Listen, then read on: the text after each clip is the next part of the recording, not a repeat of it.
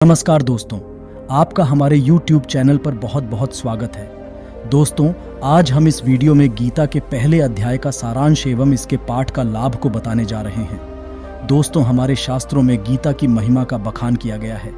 शास्त्र कहते हैं कि गीता में मनुष्य के जीवन का सार निहित है।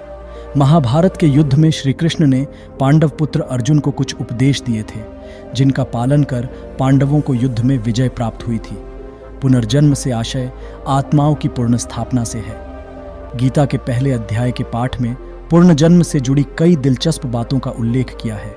मान्यता है कि पहले पाठ के अध्ययन से पिछले जन्म से जुड़ी बातें याद आ जाती हैं। हमारे पुराने कर्मों का जीवन चक्र से गहरा संबंध है। हमें कई ऐसे उदाहरण मिले हैं जहां लोगों ने अपने पूर्व जन्म के बारे में बताया है, मगर अधिकांश लोग मृत्यु के बाद जब नए योनि में प्रवेश करते हैं तो वो अपने पुराने जन्म के बारे में भूल जाते हैं। एक बार भगवान विष्णु से माता लक्ष्मी ने प्रश्न किया, भगवान, आप संपूर्ण जगत का पालन करते हुए भी अपने ऐश्वर्य के प्रति उदासीन से होकर इस क्षीर सागर में निद्रा में लीन रहते हैं, इसका क्या कारण है? तब भगवान विष्णु ने माता लक्ष्मी को बताया कि वह निद्रा में नहीं रहते हैं, बल्कि तत्व का अनुसरण करने वाली अंतर्दृष्टि के द्वारा अपने ही माहेश्वर तेज से साक्षात्कार करते हैं। श्री भगवान बोले, प्रिय, आत्मा का स्वरूप द्वैत और अद्वैत से पृथक, भाव और अभाव से मुक्त तथा आदि और अंत से रहित है। शुद्ध ज्ञान के प्रकाश से उपलब्ध होने वाला तथा परमानंद स्वरूप होने के कारण एकमात्र सुंदर है। वही मेरा ईश्वरीय रूप है। आत्मा का एकत्व ही सबके द्वारा जानने योग्य है। गीता शास्त्र में इसी का प्रतिपादन हुआ है। भगवान विष्णु के वचन सुनकर लक्ष्मी देवी ने कहा, गीता का यह प्रतिपादन मैं भी जानना जानती हूँ। तब भगवान विष्णु ने गीता के 18 अध्यायों में अपनी स्थिति बताने के उद्देश्य से कहा, क्रमशः 5 अध्याय मेरे 5 मुख हैं, 10 अध्याय मेरी 10 भुजाएं हैं, 1 अध्याय उधर और 2 अध्याय दोनों चरण कमल है।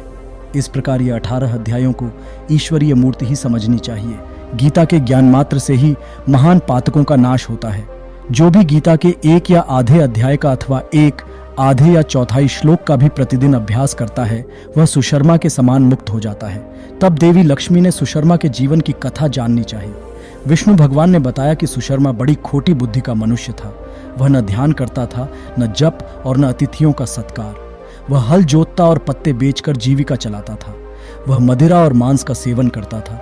इस प्रकार उसने अपने जीवन का दीर्घकाल व्यतीत कर दिया।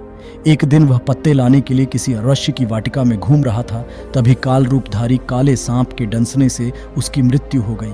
तदनंतर वह अनेक नरकों में जा वहां की यातनाएं भोगकर मृत्युलोक में लौट आया।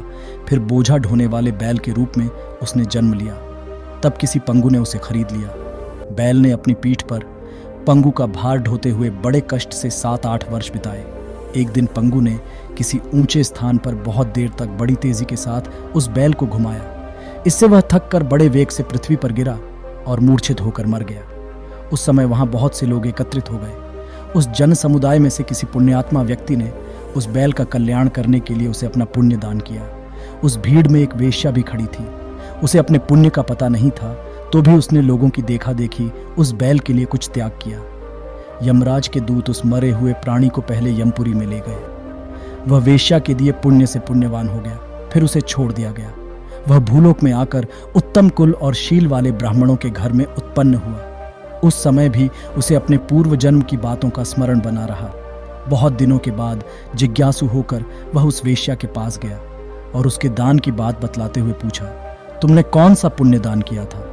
वेश्या ने उत्तर दिया, वह पिंजरे में बैठा हुआ तोता प्रतिदिन कुछ पढ़ता है, उससे मेरा अंतःकरण पवित्र हो गया है। उसी का पुण्य मैंने तुम्हारे लिए दान किया था। इसके बाद उन दोनों ने तोते से पूछा। तब उस तोते ने अपने पूर्व जन्म का स्मरण करके प्राचीन इतिहास कहना आरंभ किया।